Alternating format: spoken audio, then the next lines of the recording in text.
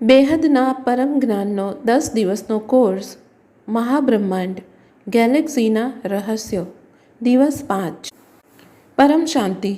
આજનો આપણો નવો વર્ગ મહાબ્રહ્માંડ અર્થાત ગેલેક્સી અર્થાત આકાશગંગા વિશે છે। આ 10 દિવસના કોર્સમાં તમે ધીરે ધીરે એડવાન્સ જ્ઞાનની દિશામાં આગળ વધી રહ્યા છો।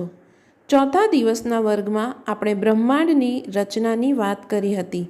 બેહદના જ્ઞાનની ભાષામાં અમે બ્રહ્માંડને સોલર સિસ્ટમ અર્થાત સૌરમંડળ કહીએ છીએ। આ બ્રહ્માંડનું સૌથી નાનું યુનિટ છે અને હમણાં આપણે આખી સૃષ્ટિનું જે જ્ઞાન સમજી રહ્યા છે બ્રહ્માંડ, ગેલેક્સી અને યુનિવર્સ વિશે, તો બેહદના જ્ઞાનમાં બાપુજીએ એને એક નામ આપ્યું છે બ્રહ્માંડ। અને શાસ્ત્રોમાં ક્યાંક ને ક્યાંક આ શબ્દોની વાત કરવામાં આવી છે અને શબ્દોની સાથે સાથે એ દુનિયાનું પણ વર્ણન કરવામાં આવ્યું છે। અને જ્યારે આપણે એ દુનિયાના વર્ણનની વાત કરીએ છીએ તો ઘણીવાર આપણે સાંભળીએ છીએ મહાબ્રહ્માંડ, મહાશિવ, મહાશિવરાત્રિ। તો જ્યારે આપણે શિવ બોલીએ છીએ, મહાશિવ બોલીએ છીએ, દર મહિને શિવરાત્રિ મનાવીએ છીએ અને વર્ષમાં એકવાર મહાશિવરાત્રિ મનાવીએ છીએ। તો આ બધાનો અર્થ શું છે? તો આનો અર્થ બેહદના જ્ઞાનમાં ઊંડાણથી સમજાય છે। શાસ્ત્રોમાં એનો ઉલ્લેખ કદાચ અડધા શબ્દનો જ મેળવી શકશો। તો આપણે આગળના વર્ગમાં બ્રહ્માંડની રચના અને બ્રહ્માંડના રચયિતા પરબ્રહ્મ પરમેશ્વર શિવ છે તે વિશે ચર્ચા કરી, જેમાં આપણે સમજ્યા યુગ, સમય, રચના વિશે અને પરબ્રહ્મ પરમેશ્વર શિવ એક બ્રહ્માંડના માલિક છે। તેમણે આકારી શિવ બનાવ્યા જેમને સદાશિવ કહે છે। સદાશિવે પોતાની અંદરથી સદાશક્તિને ઉત્પન્ન કર્યા, પછી એ બંનેએ અર્ધનારેશ્વરના રૂપમાં વિષ્ણુને ઉત્પન્ન કર્યા અને વિષ્ણુએ પોતાની નાભીમાંથી બ્રહ્માની રચના કરી। બ્રહ્માએ 7 પરમ પુરુષ બનાવ્યા જેને આપણે સપ્તઋષિ કહીએ છીએ। એમને પરમ તત્વોની દુનિયા બનાવી હતી। ધરતી બ્રહ્માના પહેલા પરાર્ધના 10 વર્ષ પછી બની। તો આપણા બ્રહ્માંડનું આયુષ્ય 1244 ખરબ 17 અરબ વર્ષ આપણી ધરતીનું આયુષ્ય થયું। આ ગણનાનું પ્રમાણ આપણા શાસ્ત્રોમાં છે। પાછલા વર્ગમાં આપણે વાત કરી હતી કે આપણા જેવી બીજી ધરતીઓ પણ છે કે નહીં તે હવે આપણે સમજીશું અને પછી આપણે અનંત કોટી બ્રહ્માંડોને સમજીશું। અત્યાર સુધી આપણે એક બ્રહ્માંડની રચનાને સમજી રહ્યા હતા। હવે મહાબ્રહ્માંડ અને યુનિવર્સને સમજીશું। અનંતા અનંત બ્રહ્માંડ બને છે અને બગડે છે। આ વાક્યના અર્થને આજે આપણે સમજીશું। તો આ અનંત બ્રહ્માંડ શું છે? શું આપણા જેવી બીજી ધરતીઓ છે? આપણું બ્રહ્માંડ કેટલું મોટું છે? બ્રહ્માંડનો એક કોન્સેપ્ટ સમજીશું કે કળા શું છે। જેમ કે આપણે કહીએ છીએ કે ઉપર પરમ પ્રકાશની દુનિયા છે અને ધીરે ધીરે પરમ પ્રકાશ પરમ તત્વમાં આવી ગયો। તત્વોથી ધરતીના તત્વો બનવા લાગ્યા। હલકા તત્વોથી 3 તત્વો બનવા લાગ્યા। 3 તત્વોથી આપણે 5 તત્વોમાં આવી ગયા અને 5 તત્વોથી પણ જ્યારે આપણે વધુ તમો પ્રધાન અવસ્થામાં આવી રહ્યા છીએ તો જોઈ રહ્યા છીએ કે ધીરે ધીરે અધમ યોનિમાં જઈ રહ્યા છીએ। જેમ આપણા શાસ્ત્રોમાં નીચેના 7 લોક અને 55 કરોડ નરક જણાવવામાં આવ્યા છે। તો આજે આપણે કલા વિશે સમજીશું। જ્યારે આપણે પરમ પ્રકાશની વાત કરીએ છીએ તેની ગુણવત્તા અલગ અલગ બ્રહ્માંડોમાં અલગ અલગ છે। બ્રહ્માંડ અલગ છે, ગેલેક્સીમાં પણ અલગ છે। આપણી આકાશગંગા વિશે વાત કરીશું। મહાકાલ કોણ છે? બ્લેક હોલ શું છે? ગેલેક્સી કેવી દેખાય છે? અને બેહદના જ્ઞાન અનુસાર ગેલેક્સીની રચના જે બાપુજીએ આપણે બતાવી છે કે અલગ અલગ રીતે ગેલેક્સી કઈ રીતે બની છે। અને પછી આપણે યુનિવર્સ વિશે પણ સમજીશું કે આપણા યુનિવર્સની રચના કઈ રીતે થઈ, યુનિવર્સ કેટલું મોટું છે અને સૌથી નજીકની ગેલેક્સી એન્ડ્રોમેડા વિશે વાત કરીશું। જો તમે વિસ્તારથી જોવા માંગો છો તો આ બધા જ વિષયો ઉપર બાપુજીના વિડીયો ઉપલબ્ધ છે। પહેલાં જાણીએ કે સૌથી નજીકની ધરતી કઈ છે અને આપણા જેવી બીજી ધરતીઓ પણ છે કે નહીં। આપણું બ્રહ્માંડ એટલે કે સૌરમંડળ ફરી રહ્યું છે। એક સૌરમંડળમાં એક સૂર્ય છે, એની આસપાસ ફરનારા ગ્રહ અને ઉપગ્રહ હોય છે. જેવું કે આપણે સાંભળતા હોઈએ છીએ કે અનંતા અનંત બ્રહ્માંડ બને છે અને બગડે છે. તો આ અનંતા અનંત બ્રહ્માંડ કયા છે અને ક્યાં બને છે, કઈ રીતે બગડે છે, તે ક્યાં ફરી રહ્યા છે? અહીં બધી જ વસ્તુઓ પરિવર્તનશીલ છે અને પોતાની ધરા ઉપર ફરી રહી છે. જ્યારે આપણે કહીએ છીએ કે બધા જ ગ્રહ સૂર્યની આસપાસ ચક્રમાં ફરે છે, તો એ શા માટે ચક્ર ફરી રહ્યા છે? કેમ કે સૂર્યની ગ્રેવિટી એ બધા ગ્રહોને બાંધી રાખ્યા છે. તેઓ પોતાની એક નિર્ધારિત સીમાની અંદર ફરી રહ્યા છે. બેહદના જ્ઞાનમાં બ્રહ્માંડ શબ્દ આપણે સોલર સિસ્ટમ એટલે કે સૌરમંડળ માટે બોલીએ છીએ. અહીં બ્રહ્માંડનો અર્થ યુનિવર્સ નથી. તો આપણા બ્રહ્માંડના જેવા અનંત બ્રહ્માંડ ગેલેક્સીમાં ફરી રહ્યા છે. ગેલેક્સી જેને મહાબ્રહ્માંડ કહેવામાં આવ્યું છે. તો અનંત બ્રહ્માંડ મળીને એક ગેલેક્સી બને છે. જેમ કે એક ક્લસ્ટર ઓફ પ્લેનેટ ગ્રહ ઉપગ્રહથી આપણું સોલર સિસ્ટમ બન્યું છે, એવા અનંતા અનંત સોલર સિસ્ટમ એટલે કે સૌરમંડળથી એક ગેલેક્સી બને છે. અને આપણી ગેલેક્સીને મિલ્કી વે ગેલેક્સી એટલે કે આકાશગંગા કહે છે. તો ધરતીને સમજતા પહેલાં આ સમજવું જરૂરી છે, કારણ કે આપણી ગેલેક્સીમાં 800 અરબ સોલર સિસ્ટમ અથવા સૌરમંડળ છે, અર્થાત 800 અરબ સૂર્ય છે. આપણી ગેલેક્સીમાં અનંતા અનંત બ્રહ્માંડ ફરી રહ્યા છે.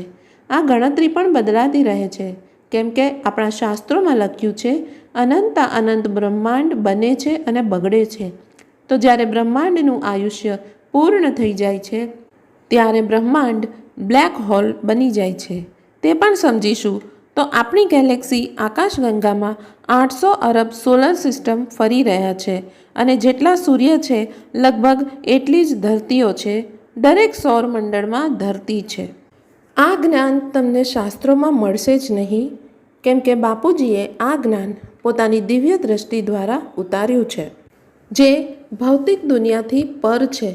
ક્યાંક વાંચેલું જ્ઞાન નથી. બાપુજીએ પોતાની શુદ્ધ દિવ્ય દ્રષ્ટિથી આ જ્ઞાન ઉતાર્યું છે. તેથી આ બેહદનું જ્ઞાન કહેવાય છે. તો આપણી ધરતી જેવી અનંત ધરતીઓ લગભગ દરેક સૌરમંડળમાં છે, તે આપણે સમજ્યા. બાપુજીએ સમજાવ્યું કે આપણું બ્રહ્માંડ એક પ્રકાશ વર્ષનું છે. હવે આપણી સૌથી નજીકની ધરતીની વાત કરીએ. તે ક્યાં છે? તો બાપુજીએ કહ્યું છે કે ધરતી એક બ્રહ્માંડના સૌરમંડળમાં છે અને એવા અનંત સૌરમંડળ હોય છે. તો આપણે નજદીકની ધરતીને સમજવા માંગીએ છીએ, તો આપણે નજીકના સૌરમંડળને સમજવું પડશે. બાપુજીએ સમજાવ્યું છે કે આપણી જેમ આપણી નજીકનું સૌરમંડળ પણ એક પ્રકાશ વર્ષનું છે. એ સૌરમંડળમાં જે ધરતી છે તે આપણી ધરતીની સૌથી નજીકની ધરતી છે. તે લગભગ 4.5 પ્રકાશ વર્ષ દૂર છે. તો બંને બ્રહ્માંડોનો પોતપોતાનો વ્યાસ 1 પ્રકાશ વર્ષ છે. તો 1 અને 1 2, તો બંને વચ્ચેનું અંતર લગભગ 2.5 થી 3 પ્રકાશ વર્ષનું થયું. આ આંકડા યાદ રાખવાની જરૂર નથી, ફક્ત લોજિક યાદ રાખશો. બાપુજીએ જણાવ્યું છે તેમ આપણા બ્રહ્માંડમાં 5 તત્વો છે. તે જ પ્રમાણે બીજી ગેલેક્સીઓના બીજા બ્રહ્માંડોમાં પણ છે. તો આ વાતોનું પ્રમાણ શું છે તે પ્રમાણ આપણે નહીં આપી શકીએ. આપણે એ દુનિયાનું વર્ણન કરી રહ્યા છે જે બાપુજીએ દિવ્ય દ્રષ્ટિથી જોઈ છે, જે દુનિયા આ આંખોથી જોઈ શકાય જ નહીં. આજે ગેલેક્સીનું અસ્તિત્વ આપણે માની લીધું છે, કેમ કે વિજ્ઞાનના સાધનો એનો પુરાવો આપે છે. મોટા મોટા ટેલિસ્કોપ આવી ગયા છે, જેમ કે જેમ્સ વેબ ટેલિસ્કોપ, જે આપણી નજદીકી ગેલેક્સીઓના ફોટાઓ લઈને આવે છે અને આપણે સમજાવી જાય છે કે ગેલેક્સીઓ છે અને એના ઉપર યુનિવર્સ પણ છે. જે રીતે એક ગેલેક્સીમાં અનંત સૌરમંડળ છે, તે જ રીતે આપણા યુનિવર્સમાં પણ ઘણી બધી ગેલેક્સીઓ છે, જેમાં આપણી મિલ્કી વે, એન્ડ્રોમેડા ગેલેક્સી આવે છે. બીજી પણ ઘણી બધી ગેલેક્સીઓના નામ એમણે આપ્યા છે. આ જ જ્ઞાન બાપુજીએ 10 વર્ષ પહેલાં જ પોતાની દિવ્ય દ્રષ્ટિથી જોઈને આપ્યું હતું.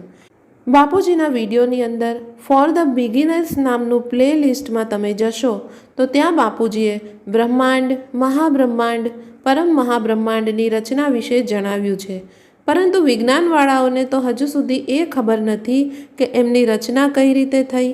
એમને ફક્ત એટલું જ જણાવ્યું છે કે ગેલેક્સીના સેન્ટર પોઈન્ટ, જેને તેઓ ન્યુક્લિયસ કહે છે, તેમાં ગ્રેવિટી સૌથી વધુ હોય છે. પણ એવું શા માટે છે અને એને કોણ ચલાવી રહ્યું છે તે આજ સુધી કોઈએ જણાવ્યું નથી. કેમ કે કોઈ પણ વસ્તુને ચલાવવા માટે કે ધરતી ઉપર પડેલા એક પથ્થરને પણ હલાવવા માટે એક ફોર્સની જરૂર હોય છે. તો આપણા બ્રહ્માંડમાં ફરતા ગ્રહો, ગેલેક્સીમાં ફરી રહેલા બ્રહ્માંડ, જો આપણે તેમની મેટરને સમજીએ, તત્વને સમજીએ, તો એને ચલાવનારી ચૈતન્ય શક્તિને સમજી શકીએ. એના વિશે કોઈ વાત નથી કરતું. આપણે આ વાત કેમ કરી રહ્યા છીએ કે ગેલેક્સીના માલિક મહાશિવ છે? કેમ કે આજ સુધી આપણે ભ્રમમાં હતા કે યુનિવર્સ પાસેથી જે માંગીશું તે મળશે. પણ એ ખોટું છે. કેમ કે યુનિવર્સ પણ અલગ અલગ મેટરથી બનેલો એક પદાર્થ છે.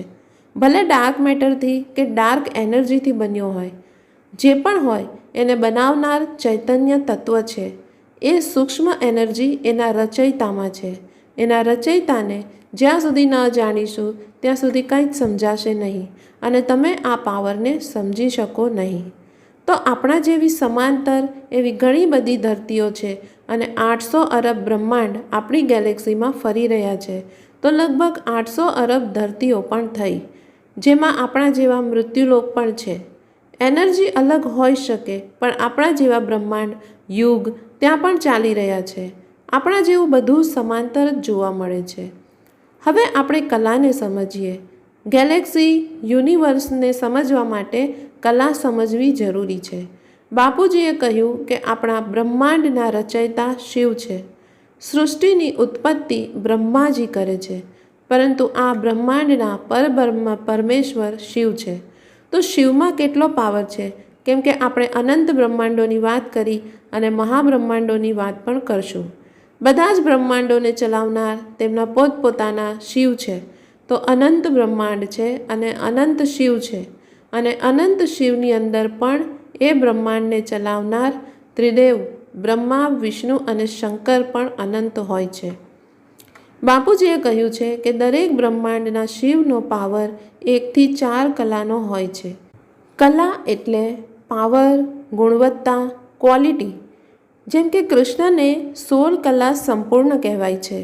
એના ઉપર પણ વિડીયો બની છે અને બાપુજીએ કહ્યું છે કે કૃષ્ણ 16 કલાથી પણ વધુ હતા, કેમ કે એ ડાયરેક્ટ બેહદના બાપનું રૂપ છે. તો 16 કલા એક પાવર છે, એનર્જી છે.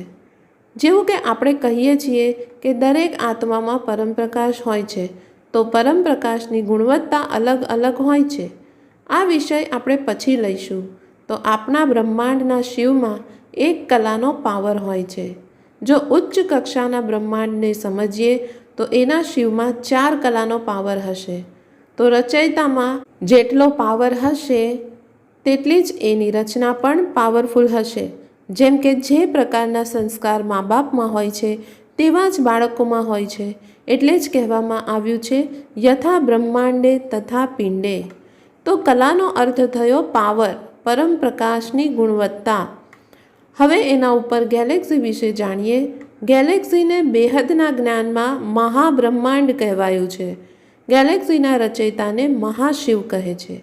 ગેલેક્સીની રચનાને સમજતા પહેલાં જાણી લઈએ કે આપણી ગેલેક્સી કેટલી મોટી છે, કેટલા પ્રકાશ વર્ષની છે અને આપણી નજીકની ગેલેક્સી એન્ડ્રોમીડા કેટલી મોટી છે. આપણે જોયું તેમ આપણી ગેલેક્સીમાં 800 અરબ બ્રહ્માંડ ફરે છે. આપણી ગેલેક્સીનો વ્યાસ 1.15 લાખ પ્રકાશ વર્ષ છે. બાપુજીએ પોતાની દિવ્ય દ્રષ્ટિથી જોયું છે કે આપણી નજદીકની ગેલેક્સી એન્ડ્રોમેડાનો વ્યાસ 1.46 લાખ કિલોમીટર છે, જ્યારે વિજ્ઞાન 1.72 લાખ કિલોમીટર જણાવે છે. તો એ આપણી ગેલેક્સીથી અનેક ગણી મોટી છે અને એની અંદર 3000 અરબ બ્રહ્માંડ છે. તો આ બધું જાણવું અને એની ક્વોલિટીને સમજવા માટે જરૂરી છે. આપણી મિલ્કી વે ગેલેક્સીના મહાશિવનો પાવર 9 થી 10 કલાનો છે. એન્ડ્રોમીડા ગેલેક્સીના મહાશિવની એટલે કે રચયિતાનો પાવર 12 કલાનો છે. આપણી ગેલેક્સીઓના સમૂહમાં એટલે કે ક્લસ્ટર ઓફ ગેલેક્સીમાં લગભગ 172 ગેલેક્સીઓ છે, જેમાં આપણી મિલ્કી વે અને એન્ડ્રોમેડા પણ છે. બીજી પણ ઘણી બધી છે. બધાની રચના લગભગ એક સમાન છે, પરંતુ કલા એટલે કે પાવર જુદા જુદા છે. પાવર અલગ હોય તો રચનામાં પણ ભિન્નતા આવે. હવે ગેલેક્સી બની કઈ રીતે? તો બાપુજીએ દિવ્ય દ્રષ્ટિથી જોયું છે કે આ ગેલેક્સીની જે રચના છે, જેને આપણે મહાબ્રહ્માંડ કહીએ છીએ, જેના માલિક મહાશિવ છે. તો તમે ગેલેક્સીના ચિત્રને જોવા ઈચ્છો કે એ કેવું હશે, એનો આખું કંટ્રોલ કઈ રીતે ચાલી રહ્યું હશે, તેનું એક ચિત્ર છે, જેની વચ્ચોવચ્ચ મહાપરમધામ છે. જેમ આપણે બ્રહ્માંડના પરમધામને સમજીએ છીએ, એમ જ આ મહાબ્રહ્માંડનું પરમધામ છે. આપણી આત્માની યાત્રાને સમજવા માટે આ સમજવું ખૂબ જરૂરી છે. કોઈ વ્યક્તિ આ જ્ઞાનને પહેલીવાર સાંભળી રહ્યું હશે તો વિચારશે કે મારે આ જાણવું શા માટે જરૂરી છે. પણ જો એ આત્મા અધ્યાત્મના રસ્તે ચાલી રહી છે અને તે જીવન મુક્તિના પથ ઉપર છે અને એને અંદર નક્કી છે કે એને પોતાના સોર્સ સાથે મળી જવું છે, તે આત્માઓ માટે પોતાની આખી સોલ જર્ની સમજવી જરૂરી છે. કેમ કે બની શકે કે એને સોળ જર્ની કેવળ આ બ્રહ્માંડ સુધી સીમિત ન હોય, પરંતુ કોઈ ગેલેક્સી પર જઈને અટકે, કોઈ યુનિવર્સ સુધી જઈને અટકે. એના ઉપર મલ્ટીવર્સ છે અને એનાથી પણ ઉપર ખૂબ જ પાવરફુલ આત્માઓ છે, જેને આપણે સીડ સોલ્સ, ધરતીની આધારમૂર્ત આત્માઓ કહીએ છીએ, જે 108 છે, જે બીજ છે. જેમ કે આપણે વિષ્ણુ પુરાણમાં પણ જોયું છે કે જ્યારે પ્રલય થવાનો હોય છે તો તેઓ એક નવી દુનિયાની સ્થાપના માટે પોતાની સાથે બીજ એકઠા કરી લે છે. આ જ પ્રમાણે જો આ આખા બેહદના કલ્પવૃક્ષની વાત કરીએ તો એના પણ બીજ છે, જે ધરતીના કોઈ પણ ખૂણે બેઠા હોઈ શકે, જેમના માટે કદાચ આ જ્ઞાનની ખોજ થઈ હોય. તેઓ એ પ્રશ્ન પૂછી શકે કે મને આ સમજવાની શું જરૂર છે? હું આ પરમ મહાધામને શા માટે સમજું? જ્યારે એ પોતાની આત્માની યાત્રા કરશે તો આ બ્રહ્માંડના પરમધામને પાર કરીને જ્યારે ઉપરના ડાયમેન્શનમાં જશે, ગેલેક્સીમાં અને યુનિવર્સમાં જશે, તો એને ખબર પડશે કે આ બધું કઈ રીતે બન્યું છે. મહાબ્રહ્માંડની વચ્ચોવચ્ચ સેન્ટર પોઈન્ટમાં, મહાપરમધામમાં નિરાકારી મહાશિવ રહે છે. મહાશિવની આસપાસ જેમ આપણે સમજ્યું હતું કે બ્રહ્માંડમાં પણ શિવ નિરાકાર પરમધામમાં છે. પછી નિરાકારી શિવની અંદર સંકલ્પ આવ્યો કે હું એકથી અનેક થઈ જાઉં, તો એમને પોતાની અંદરથી આકારી રૂપ ઉત્પન્ન કર્યું. એ જ પ્રમાણે જ્યારે નિરાકાર મહાશિવમાં સંકલ્પ આવ્યો કે હું એકથી અનેક થઈ જાઉં, તો એમની અંદરથી આકારી મહાશિવ અને મહાશક્તિ ઉત્પન્ન થયા. તો નિરાકારી મહાશિવના બહારના આવરણમાં આકારી મહાશિવ અને મહાશક્તિ રહે છે. આ આવરણ અમે ફોટો દ્વારા બતાવી દીધા. એમના યોગ્ય ડાયમેન્શન અને ઘેરાવ છે. જેમ અહીં આપણે પ્લોટમાં આપણું ઘર બનાવીએ છીએ, એમ જ એમના પણ પોતપોતાના અવકાશ છે અને તેઓ બધા પોતપોતાની ફરજથી બંધાયેલા છે. આ પહેલું આવરણ થયું નિરાકારી મહાશિવનું. એના ઉપર આકારી મહાશિવ, મહાશક્તિ. એમની બહારના આવરણમાં 108 મહાશક્તિઓ છે. એની બહારના આવરણમાં 16,000 મહાશક્તિઓનો ઘેરાવો છે. મહાશક્તિઓની આવશ્યકતા શું છે? જેમ દરેક જગ્યાએ સુરક્ષા માટે દ્વારપાળ હોય છે, એ જ પ્રમાણે દરેક બ્રહ્માંડને એક કંટ્રોલિંગ પાવરની સાથે ચલાવવામાં આવે છે. દરેક જગ્યાનું એક સચોટ આયોજન હોય છે. આજે આપણું બ્રહ્માંડ જુઓ, સંપૂર્ણ આયોજન સાથે ચાલી રહ્યું છે. દિવસ રાત, ઋતુઓ એક હિસાબથી ચાલી રહી છે. બધા જ બ્રહ્માંડોમાં બધા જ ગ્રહો પોતપોતાની ધરી ઉપર ચાલી રહ્યા છે. જો એવું ન હોય તો બધા એકબીજા સાથે અથડાઈ ગયા હોત તો શું થાત? જો કે આપણા સૌરમંડળમાં એવું થાય છે, પરંતુ બાપુજી કહે છે કે ગેલેક્સીઓ એકબીજાની સાથે અથડાઈ ન શકે. હવે વૈજ્ઞાનિકો કહી રહ્યા છે કે 2 ગેલેક્સી અથડાવાની છે, પરંતુ બાપુજીએ કહ્યું છે કે આવું સંભવ નથી. દરેક બ્રહ્માંડના સાવ બહારના આવરણમાં એક એન્ટીગ્રેવિટી લાગેલી હોય છે. તેને કારણે 2 બ્રહ્માંડ એકબીજા પ્રત્યે નિશ્ચિત અંતર બનાવી રાખે છે. આ વાત બેહદના જ્ઞાનમાં બાપુજીએ ખૂબ જ સચોટ રીતે સમજાવી છે. જો મહાબ્રહ્માંડની અંદર કોઈ સમસ્યા આવે છે તો એ સમસ્યા રચયિતાની પાસે જશે, પરંતુ રચયિતા સુધી પહોંચતા પહેલાં 16,000 અને 108 મહાશક્તિઓ તેનું નિરાકરણ કરે છે. કેમ કે મહાબ્રહ્માંડમાં દરેક જગ્યાએ સૂક્ષ્મ જીવન છે. ત્યાં પણ એક નિશ્ચિત દુનિયા ચાલી રહી છે. તો કોઈ સમસ્યા આવશે તો એ પોતાના માલિક પાસે જશે અને એના માલિક પાસે પહોંચતા પહેલાં જ એની 108 અને 16,000 તો કુલ 16,108 મહાશક્તિઓ થઈ ત્યાં સુધી સમસ્યા પહોંચે છે. તેઓ સમસ્યાનું સમાધાન કરે છે. જેમ સ્વર્ગમાં દેવી દેવતાઓને કોઈ તકલીફ આવે છે તો તેઓ વિષ્ણુની પાસે જાય છે, તો 16,000 મહાશક્તિઓના આવરણની બહાર મહાવિષ્ણુનું એક આવરણ હોય છે. એના ઉપર મહાબ્રહ્મા અને એના ઉપર મહાઇન્દ્રના આવરણ હોય છે. નિરાકારી મહાશિવ સુધી તો જવું લગભગ અસંભવ છે. કોઈ પણ સમસ્યા મહાબ્રહ્મા સુધી આવે છે. મહાબ્રહ્માની પાસે બીજા ઘણા બ્રહ્માંડોથી પણ લોકો જ્ઞાન લેવા માટે આવે છે. જેમ કે અહીં બ્રહ્માજી આપણને જ્ઞાન આપે છે, તેમ ત્યાં સૂક્ષ્મમાં પણ મહાબ્રહ્મા આ જ કાર્ય કરે છે કે તેઓ મહાબ્રહ્માંડનું જ્ઞાન આપતા રહે છે. સૌથી બહારવાળા ઘેરાઓમાં બાપુજીએ 6 આવરણો જણાવ્યા છે. આના અંદરના 3 આવરણમાં મહાશિવની આ મહાબ્રહ્માંડની રચનાઓ આવે છે અને રહે છે, અને બહારના છેલ્લા 3 આવરણમાં બહારથી આવેલી આત્માઓ જઈને રહે છે. બાપુજીના કહેવા પ્રમાણે આપણી ગેલેક્સીમાં પણ બહારની ગેલેક્સીઓમાંથી લોકો આવેલા છે. અર્થાત આપણી ગેલેક્સીમાં બહારના બ્રહ્માંડોથી, ગેલેક્સીઓથી અને યુનિવર્સથી લોકો આવ્યા છે. ઘણીવાર આપણે એમના પ્રમાણ પણ મળે છે. જેમ કે એક છોકરો જે કહે છે કે હું મંગળથી આવ્યો છું. આજકાલ પાસ્ટ લાઈફ રિગ્રેશનનું વલણ ખૂબ ચાલી રહ્યું છે, જેમાં ઘણા લોકો જુએ છે કે તેઓ બીજી ગેલેક્સીમાંથી આવ્યા છે, તેઓ એલિયન્સ છે. તો એલિયન્સ એટલે પરગ્રહી, જેઓ બીજી ગેલેક્સીમાંથી આવ્યા છે અને જેઓ આપણી જ ગેલેક્સીના બીજા ગ્રહોથી આવ્યા છે. તેઓ પણ એલિયન્સ જ છે. સૂક્ષ્મ જગતને સમજવું અગત્યનું છે. હવે આપણે જે જ્ઞાન આપી રહ્યા છીએ તે સૂક્ષ્મ જ્ઞાન છે, કારણ કે ત્યાં તત્વોનું જ્ઞાન નથી.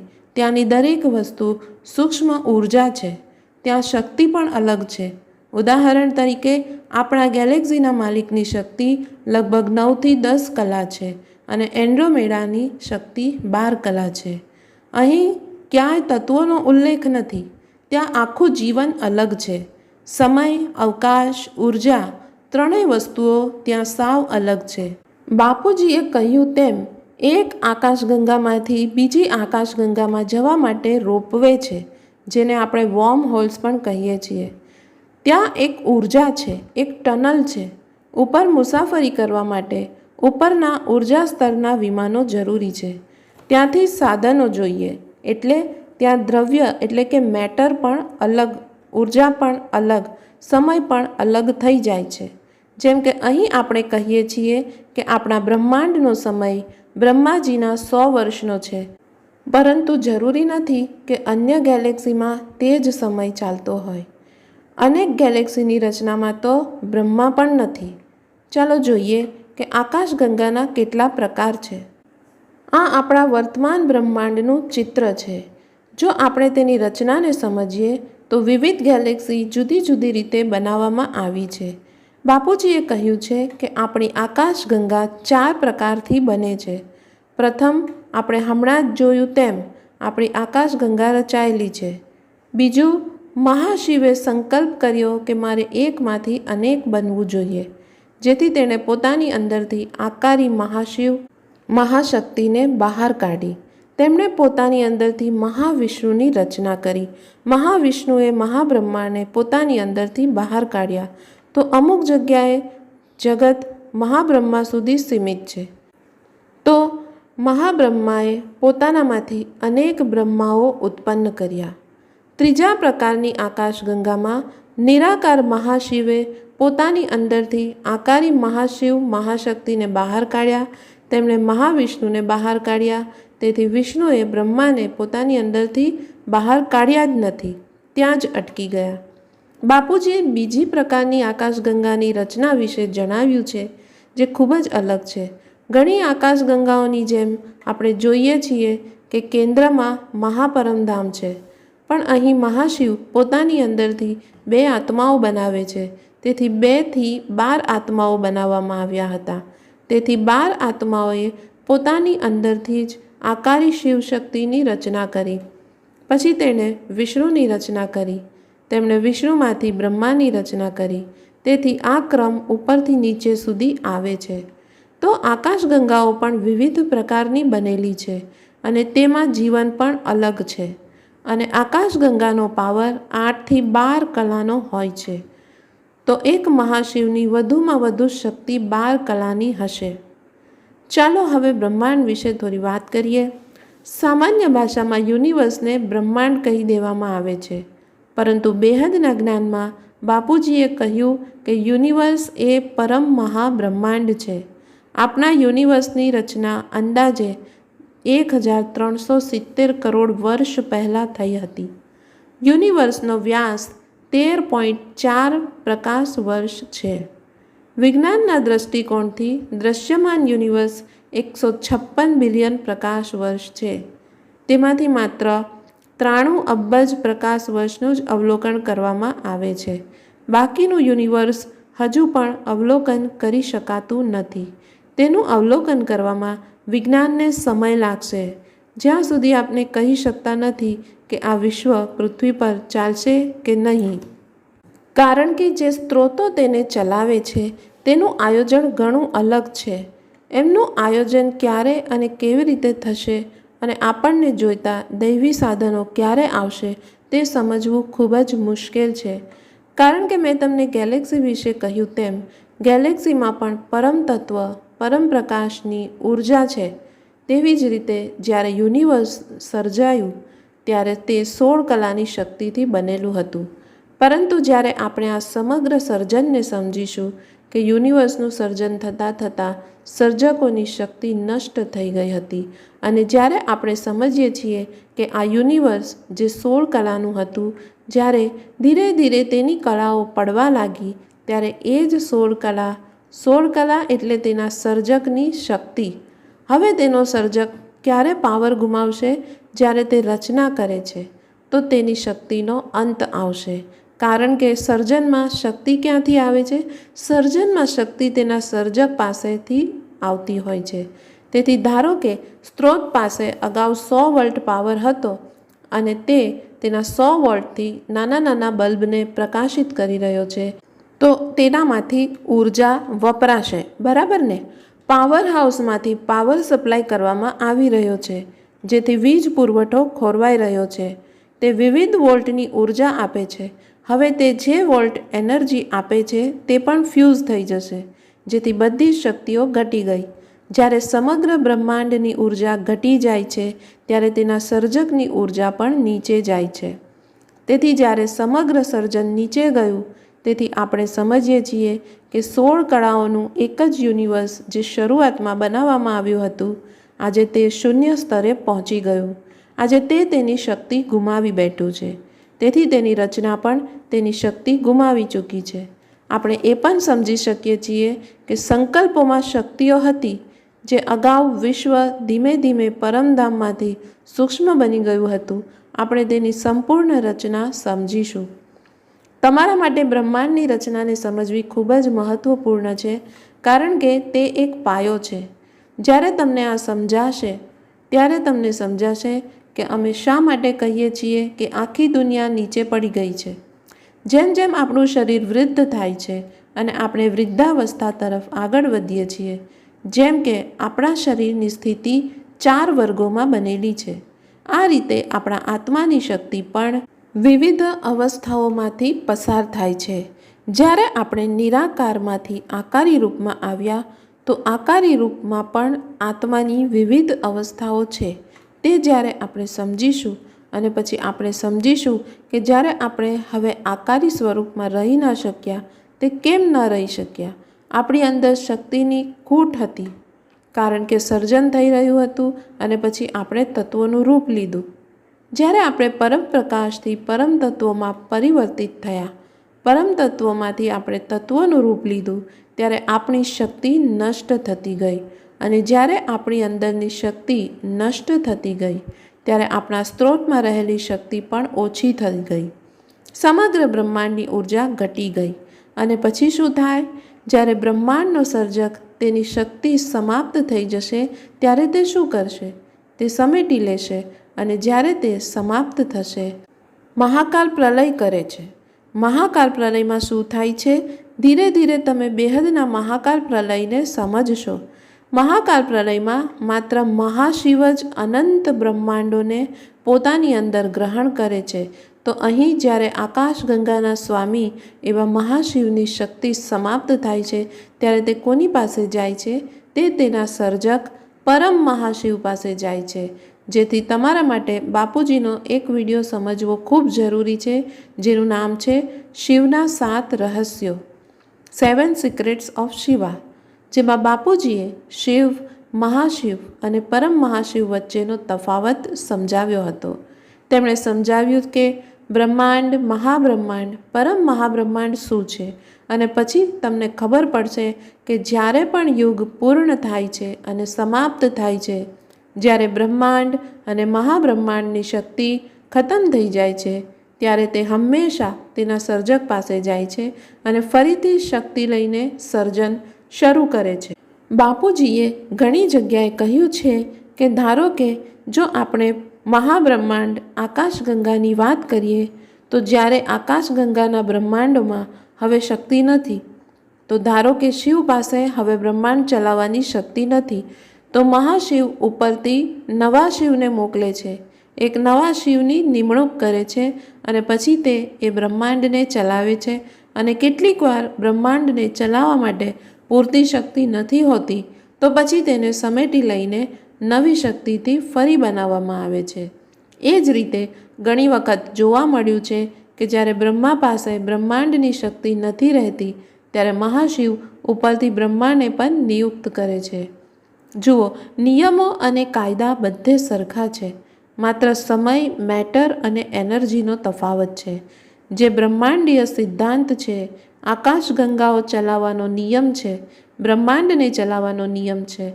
આપણી ધરતી પર પણ કર્મબંધનનો નિયમ ચાલી રહ્યો છે. કર્મના બંધનો ઉપર પણ છે. આપણે હજુ પણ કર્મના બંધનોમાંથી મુક્ત થઈ શક્યા નથી. મહાબ્રહ્માંડોમાં પણ અંદર કર્મબંધનો છે. દરેક મહાબ્રહ્માંડની અંદર અનંત ગેલેક્સી છે. અનંત ગેલેક્સીની અંદર પણ તમે વધુ ઉતરશો તો આ રચના એવી લાગે છે જેમ કે બોક્સની અંદર બોક્સ, બોક્સની અંદર બોક્સ, બોક્સની અંદર બોક્સ. તો સમગ્ર બ્રહ્માંડને યુનિવર્સ શું છે? તે ગેલેક્સીનું ઝુંડ છે. ગેલેક્સી શું છે?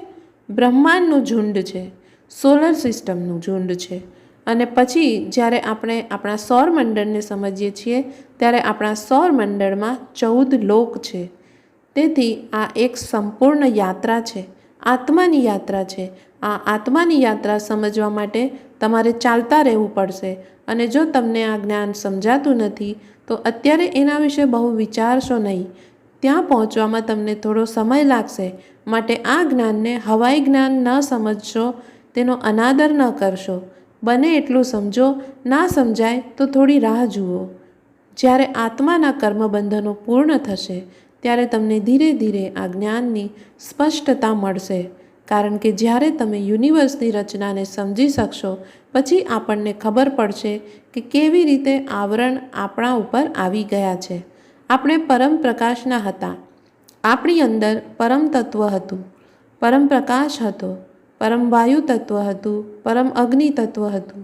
આ બધું સમાપ્ત થયા પછી આજે આપણામાં પરમ પ્રકાશનો એક નાનો 0.0000001% પણ બાકી નથી.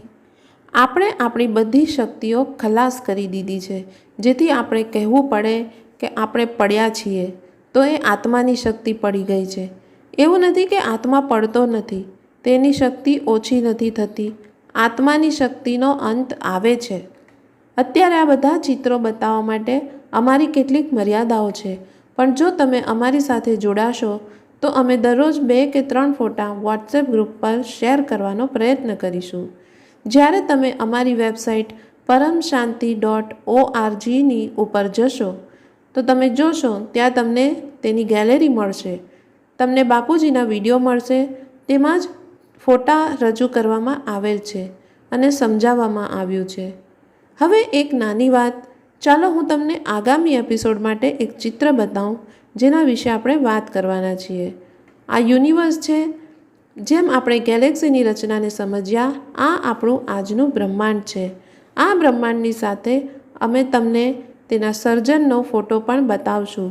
મેં નોંધપોથીમાં યુનિવર્સની રચનાનું ચિત્ર બનાવ્યું છે અને કેવી રીતે આપણું 16 કલાનું યુનિવર્સ શૂન્ય કલા પર આવ્યું અને આજે તેની શું સ્થિતિ છે અને જે આત્માઓ 20-25 વર્ષથી અમારી સાથે જોડાયેલા છે. સમજો કે તમે જેટલા બેહદના જ્ઞાનને સમજતા જશો તેટલી તમારી અનુભૂતિ વધતી જશે. તમારી બુદ્ધિ તેની બ્લુપ્રિન્ટ બનાવવાનું શરૂ કરશે. તમારી અંદર પડેલું જ્ઞાન ધીમે ધીમે બહાર આવશે અને તમારી બુદ્ધિ વધુ સૂક્ષ્મ બનશે. તમે તેને વિજ્ઞાન સાથે જુદી જુદી રીતે સરખાવી શકશો. તમારો યોગ વધુ સારો બનશે. યોગમાં પણ આપણે મુસાફરી, આત્માની યાત્રા વિશે વાત કરીએ છીએ. મારા બધા યોગમાં તમે જોયું હશે કે આત્મ સ્વરૂપ પછી આપણે આપણા આત્માની યાત્રા શરૂ કરીએ છીએ અને આત્માની યાત્રા શરૂ કરતી વખતે આપણે શું કહીએ છીએ કે હું આંતરવાહક શરીરની સાથે અવ્યક્ત સ્વરૂપ સાથે આપણે એવી અવસ્થામાં પહોંચીએ છીએ જ્યાં આપણું મન, આપણું હૃદય અને બુદ્ધિ દુનિયાથી અલગ અને આ પૃથ્વીથી પર થઈ ગયું હોય છે. જ્યાં સુધી તમે પૃથ્વીના 14 લોકને જાણશો નહીં તો તમે આત્માની યાત્રા કેવી રીતે કરશો? ઉપર જવા વિશે તમને કેવી રીતે વિચાર આવશે અથવા કલ્પના કરશો? આ 14 લોક એક બ્રહ્માંડની દુનિયા છે. આના જેવા અનંત બ્રહ્માંડો છે. તો તમે તેની કલ્પના કરશો? અહીં આવા અનંત બ્રહ્માંડો છે. જો આપણે અનંત બ્રહ્માંડના દર્શન કરવા માંગતા હોઈએ તો આપણા શાસ્ત્રોમાં પણ ઘણી બધી બાબતો સમજાવવામાં આવી છે, પરંતુ તે અલગ સમય અને જગ્યાની બાબત છે. આ ચિત્ર આપણે વારંવાર જોઈએ છીએ. આ ભગવાન વિષ્ણુનું ચિત્ર છે. તેને મહાવિષ્ણુ પણ કહી શકાય. મહાવિષ્ણુની આસપાસ બ્રહ્માંડ જ બ્રહ્માંડ છે. વિષ્ણુ દરેકની અંદર દેખાય છે. વિષ્ણુનું એક જ સ્વરૂપ અલગ અલગ બ્રહ્માંડમાં છે. તેથી જો આપણે આ ચિત્ર જોઈ રહ્યા હોઈએ તો તે કલ્પના ઓછી છે.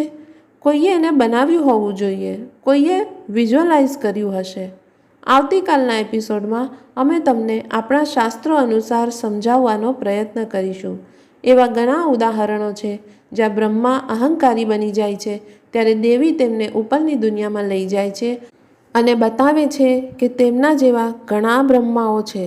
તો કેટલાકના 4 ચહેરા છે, કેટલાકના 7 ચહેરા છે, કેટલાકના 11 ચહેરા છે, કેટલાકના 100 ચહેરા છે, કેટલાકના 1000 છે. જેમ આ ચિત્રમાં બતાવવામાં આવ્યું છે તે જ રીતે આપણી ઉપરની અનુભૂતિ વધશે.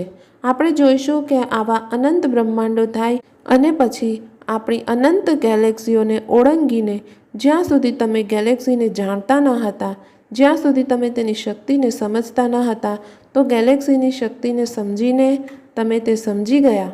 જો ખરેખર શારીરિક રીતે આપણા માટે આ આકાશગંગાને પાર કરવી શક્ય હોય તો આકાશગંગાને પાર કરવા માટે આપણને કેટલી શક્તિની જરૂર છે? જો આ આપણી આકાશગંગા 9 થી 10 કલાની હોય અને એના સર્જકમાં આટલી શક્તિ હોય તો તમે સમજો કે આપણને તેને પાર કરવા માટે આટલી શક્તિની જરૂર છે. તાર્કિક રીતે આવું જ થાય છે ને? હવે હું તે મર્યાદાને પાર કરવા માંગુ છું. તે મર્યાદાને પાર કરવા માટે મારી પાસે કંઈક હોવું જોઈએ, કાં તો લાઈફ જેકેટ અથવા સૂટ જે મને તેને પાર કરવામાં મદદ કરી શકે. હવે જો મારે આગને પાર કરવી હોય તો મારે ફાયર સૂટની જરૂર છે. જો મારે એ સંસારને પાર કરવો હોય તો મને એવી શક્તિની જરૂર છે કે જેથી કરીને હું તેને પાર કરી શકું. નહીં તો હું ઓગળી જઈશ. મારામાં પાવર જ ન હશે પછી શું થશે? હું સમાપ્ત થઈ જઈશ. હું એ શક્તિ સહન કરી શકીશ જ નહીં. તો આજે આપણે મંગળ પર કેમ ન જઈ શકીએ? જો તમે જાઓ તો મંગળ પર જવા માટે પણ તમારું પૃથ્વી જેવું વાતાવરણ કૃત્રિમ રીતે બનાવવામાં આવશે. પછી તમે એક જ સ્પેસશિપમાં જીવશો. એમાંથી બહાર જવા માટે પણ ઓક્સિજનની જરૂર પડશે. આ બધું શા માટે? કારણ કે ત્યાંનું તત્વ અલગ છે. તેથી અમે બ્રહ્માંડમાં નાના નાના ગ્રહો વિશે વાત કરી રહ્યા છીએ. જ્યારે આપણે ઉપરના વિશ્વને સમજવાનું શરૂ કરીએ છીએ તો તમે વિચારો, ત્યાં એક જગ્યાએથી બીજી જગ્યાએ જવા માટે તમારી ગુણવત્તા, તમારી શક્તિ, તમારી અંદરના પરમ પ્રકાશની ગુણવત્તા ખૂબ બદલાઈ જશે. અને આ આપણે યોગમાં અનુભવ કરીએ છીએ. આપણે જે યોગ કરી રહ્યા છીએ તે ફક્ત આપણા દુઃખ, તણાવ, બીમારી અને દુઃખમાંથી મુક્તિ મેળવવા માટે નથી. આપણો સંપૂર્ણ આત્મા કેન્દ્રિત યોગ છે, જેમાં આપણે આપણા આત્માની યાત્રા પર ધ્યાન કેન્દ્રિત કરી રહ્યા છીએ, જીવન મુક્તિ પર ધ્યાન કેન્દ્રિત કરી રહ્યા છીએ. તેથી જ જેઓ આ ચેનલમાં જોડાઈ રહ્યા છે તેમના માટે હું આ સ્પષ્ટતા આપું કે અહીં આત્મા કેન્દ્રિત યોગ શીખવવામાં આવે છે. બાકીનું બધું નગણ્ય છે, બધું પોતાની મેળે જ જતું રહે છે, તેમની કોઈ જ કિંમત નથી. મારું કેન્દ્ર બિંદુ એ છે, જો કોઈ નવી આત્મા જોડાય તો તે સરળ શબ્દોમાં અને અનુભૂતિ સાથે, ઉદાહરણો સાથે સમજી શકે. તેણે સીધું એમ ન કહેવું જોઈએ કે તે બધું કાલ્પનિક છે. કાલ્પનિક કંઈ નથી, આપણે માત્ર જોઈ નથી શકતા. તમારી અંદર જ્ઞાન આવશે, તે દ્રષ્ટિ તમારી અંદર આવશે, ત્યારે તે જ્ઞાન જોવા માટે દિવ્ય દ્રષ્ટિ આવશે. પરમ શાંતિ.